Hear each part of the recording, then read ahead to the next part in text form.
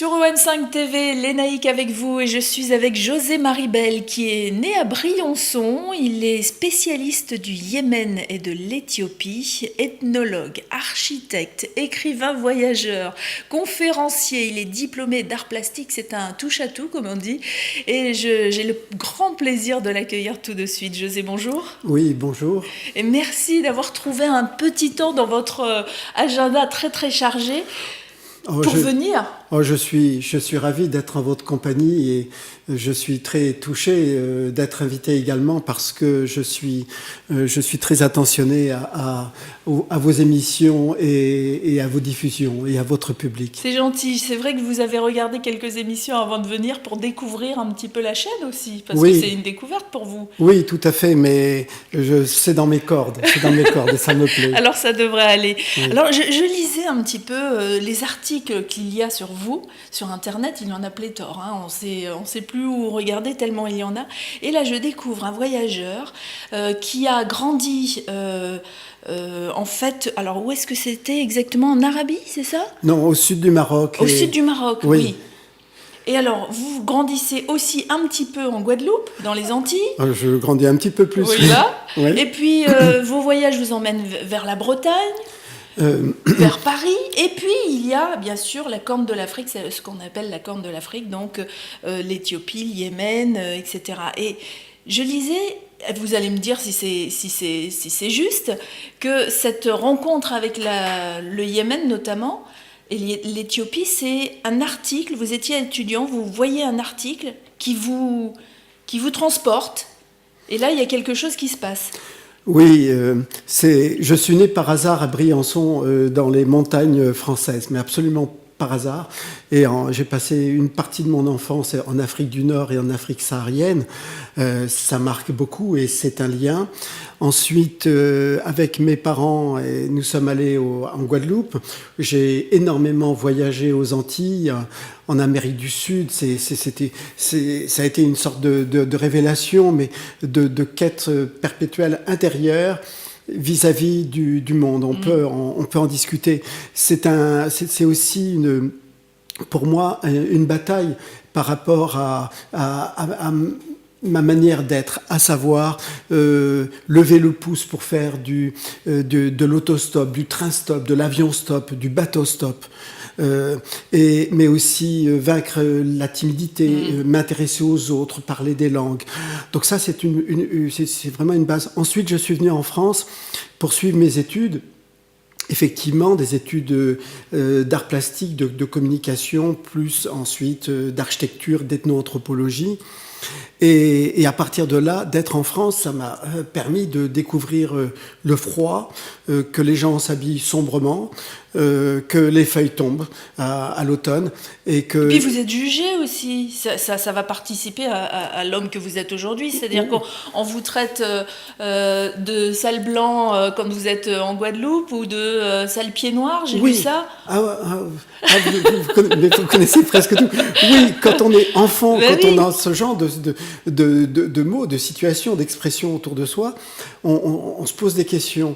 Et effectivement, mais aux Antilles... Mais ça vous construit. C'est-à-dire qu'au lieu de vous renfermer sur vous-même, ça vous ouvre sur les autres. Oui, par exemple, aux Antilles, arrivant en 1966, c'était pas simple. Il y a eu des émeutes en 67. En 1968, il y a eu évidemment des soubresauts liés à mai 68. Eh bien, cela m'a fait prendre conscience non seulement de réalité. Je suis devenu indépendantiste. Faut dire que je suis rimbaudien aussi, un grand ami de Rimbaud. Donc, vive la liberté libre. Et à travers cela, pour moi, ma prise de conscience dès l'âge de 10-12 ans m'a fait comprendre qu'il faut se prendre en main, se prendre en charge, ne pas attendre des autres tant de choses. Ah oui, vous aussi. aviez compris ça déjà si jeune? Oui, mais bon, c'est un parcours un peu particulier. Mais il faut être tenace et s'ouvrir aux choses du monde. Alors ensuite, je suis venu en France et à partir de là, j'ai découvert tout ça. J'ai découvert la cuisine, Paris, la culture, les librairies, etc. Il n'y avait pas encore Internet et tous ces téléphones.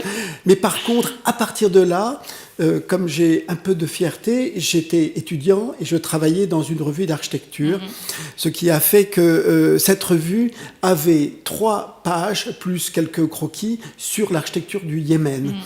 À partir de là, je me suis dit, mais ça ressemble étrangement à mon enfance, au Ksar, au Ksour, à l'architecture du Maghreb, du Sahara.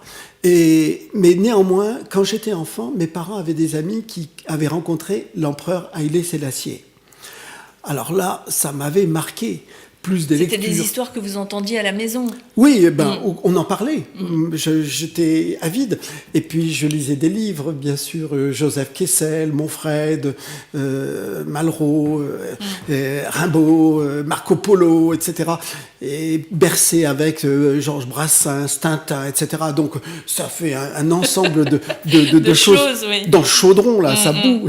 Et alors, vous êtes initié, on va dire, aux conférences par votre maman, qui vous emmène avec vous et vous découvrez des historiens, des voyageurs. Oui. Vous en savez des choses. Mais c'est vrai que j'ai eu la chance d'habiter au bord de la mer. C'était pas très simple, il y avait beaucoup de vagues, etc. Il y avait des vives sur la plage. Les vives, c'est des petits poissons qui piquent, urticants, terribles. Mais bon. Et puis derrière, il y avait la montagne, il y avait les cailloux. Et j'ai eu la chance de rencontrer, quand j'étais vraiment petit, des explorateurs, des voyageurs, des écrivains, comme Thor Heyerdahl qui a fait le Kon-Tiki. Absolument, très connu dans le Pacifique. Oui, très connu. Donc, à l'âge de 8 ans, d'aller sur son embarcation, bateau, oui. une sorte de radeau incroyable, ça forge l'imaginaire. Alors, toutes ces choses-là y ont contribué, oui.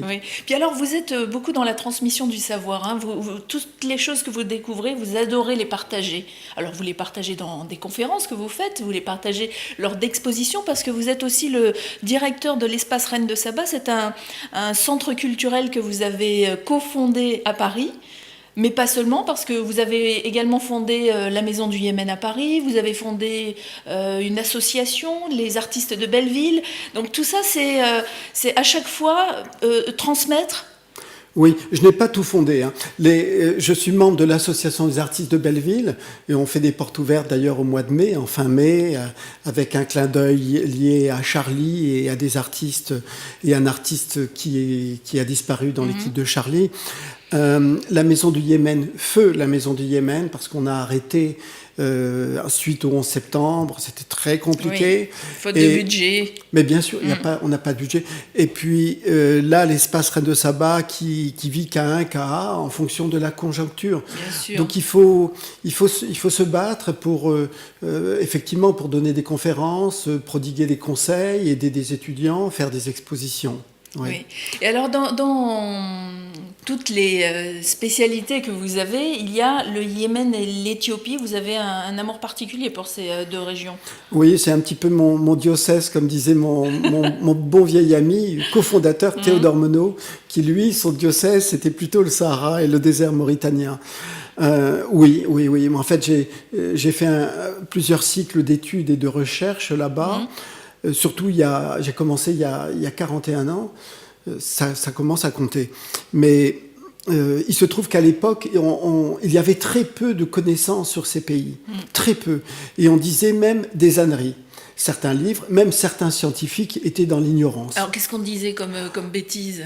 On disait que, par exemple, l'architecture du Yémen, qui est une des plus belles et une des plus éblouissantes du monde, une des plus anciennes, c'est aussi riche, aussi beau que Venise, certains le savent, eh bien, que cette architecture était de type babylonien. Absolument faux, c'est une erreur absolue. Mais quand j'habitais au Maroc, notamment au Maghreb, et que je voyais ces casbahs dans les vallées secrètes et ombragées, derrière le désert, je trouvais qu'il y avait un lien. Donc j'ai fait ces recherches-là. Mais j'ai dû arrêter également des recherches en Éthiopie. En 1980, pendant un peu plus de 10 ans, je n'ai pas pu aller en Éthiopie parce qu'il y avait une dictature féroce. Terrible. Oui, parce que vous voyagez, alors on l'a pas dit, mais vous avez vécu des choses très difficiles durant vos voyages. Vous avez eu des menaces de kidnapping, parfois c'était pas le voyage au long fleuve tranquille, tel qu'on peut s'imaginer, et qu'on se dit, voilà, on a un écrivain voyageur qui raconte ces choses dans des carnets de voyage. C'est pas toujours aussi limpide, aussi calme que ça paraît. Oui, là, Lénaïque, vous me poussez dans certaines réflexions à porter que je n'avais pas encore soulevées. Effectivement, le mot voyage ne me convient pas vraiment. C'est plutôt déambuler, aller à la recherche de l'autre, se forger une carapace, trouver de la force aussi, parce que c'est très dur parfois de voyager seul dans de nombreuses contrées. On s'expose à sa solitude, on s'expose aux autres, on est pris pour un étranger. Oui. C'est louche, un étranger, c'est étrange. Mais à partir de là, je ne veux pas tout récolter, travailler, faire des recherches avant de voyager. Il y a une part de découverte. Oui. Si bien que on a quelques grands classiques dans notre parcours liés au voyage. Ça remonte à la nuit des temps, le déplacement, l'errance. Mais en ce qui me concerne, ce voyage doit apporter quelque chose. Donc je note, je dessine, je fais des aquarelles. J'essaie de rencontrer du monde. Il m'est arrivé maintes et maintes fois de donner des coups de main, de travailler, de faire 1001 boulots. Et puis aussi, aujourd'hui, de rapporter ces connaissances et de les faire partager. Mais autant que possible, sans anecdote, sans considérer on est européen, on est du Nord, on est les meilleurs, etc. C'est un petit peu les récits de voyage vu comme un scientifique, je dirais. Enfin, quand je dis scientifique, c'est peut-être un petit peu trop poussé, mais plutôt le regard d'un scientifique plutôt que d'un touriste. Alors, quand je dis scientifique, c'est dans le sens où, justement, on parle de ce qu'il y a et on ne fait pas de commentaires. Oui, ça c'est un aspect très intéressant parce que c'est ce qui m'a poussé à un moment à faire des études d'ethnoanthropologie. Parce que je me disais... il y a une situation complexe à un endroit. Que se passe-t-il? Est-ce que l'on heurte par ses habits, par sa présence, par ses mots, ce que l'on fait? C'est sa gestuelle. Voilà, sa gestuelle. Et à partir de là, que faire? Et à partir de là, j'ai voulu en décrypter et en faire des analyses pour être mieux et plus proche. Alors évidemment, je voudrais citer Nicolas Bouvier, par exemple, avec l'usage du monde. Et donc là aussi, ce sont des références modernes, mais il y a Sylvain Tesson, par exemple, aujourd'hui, bien connu et qui réfléchit sur le sens du voyage, de l'errance et de la rencontre. Oui. Aujourd'hui, vous auriez envie de dire quoi aux jeunes? Parce que on l'a un petit peu évoqué, vous n'avez pas eu la télé, Internet, etc. Vous avez eu d'autres voyages, d'autres découvertes. Un jeune aujourd'hui qui aurait envie de suivre votre parcours, ou en tout cas une partie, vous lui diriez quoi? Je lui dirais une première chose, et c'est qu'il faut avoir le goût de la curiosité.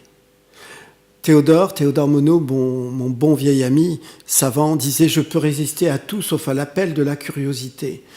La curiosité, c'est s'intéresser à l'autre, aux autres, à quelque chose qui peut être la nature, tout bonnement, ou la création des animaux, des plantes et des hommes et des femmes. À partir de là, la curiosité ouvre un champ. C'est-à-dire, que peut-on faire? Ça donne l'idée peut-être de monter un projet. Et donc d'être acteur de sa vie, c'est de ne pas être consommateur. Éviter la consommation tout azimut, je crois. Éviter la consommation d'Internet, des smartphones, etc. C'est-à-dire s'y intéresser, bien sûr. Il y a plein de merveilleuses choses, comme votre émission, Lénaïque, puis-je dire. Hein? Non, mais... En tout cas, ça me permet de faire de jolies rencontres telles que... celle que j'ai aujourd'hui sur mon plateau. En tout cas, vraiment, il faudrait faire une émission de 3 heures avec vous. Je sais qu'on n'aura pas le temps de faire 3 heures, mais j'aimerais quand même que l'on parle aussi de votre aventure Arthur Rimbaud, parce que vous allez au Yémen, vous vivez dans la maison d'Arthur Rimbaud, que vous allez ensuite rénové. Enfin, rénové, je ne sais pas si c'est le mot, mais oui, restauré. Oui. Restauré. Oui. Alors, bon, c'est un sujet absolument passionnant. Arthur Rimbaud a été un très jeune poète, jeune révolutionnaire, marcheur, voyageur, commerçant, explorateur. Et donc, il a la même carte de visite que vous, en fait.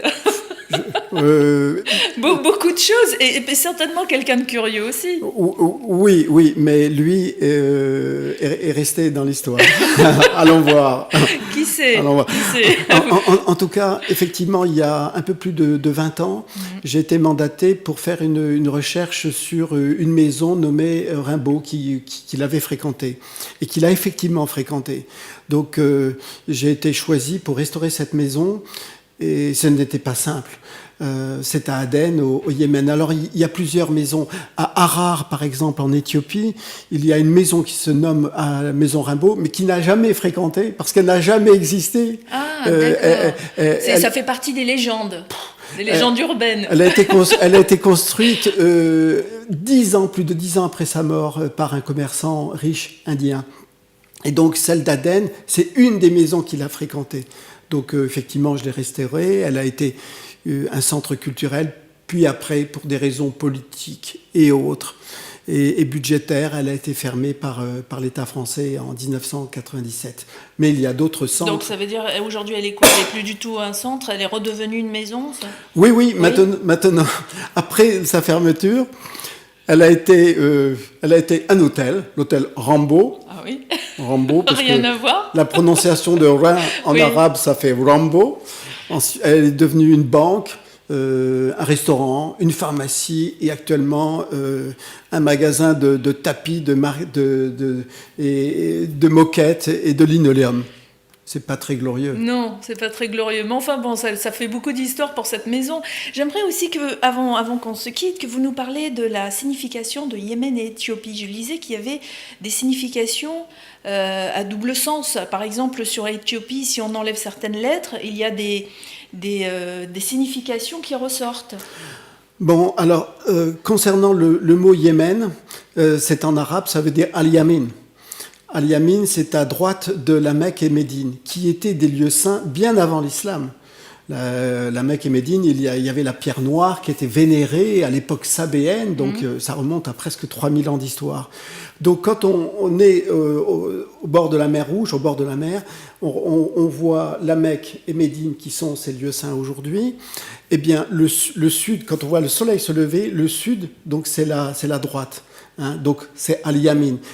Et par exemple, c'est le pays de la reine de Saba, autant le Yémen que l'Éthiopie, mais on dit la reine du Midi, la reine du Sud, la reine du Midi. Ça, c'est une légende.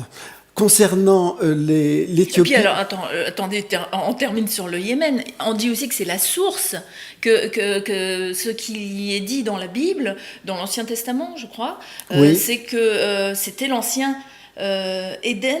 Enfin, l'ancien jardin d'Éden ? Oui, alors là, c'est...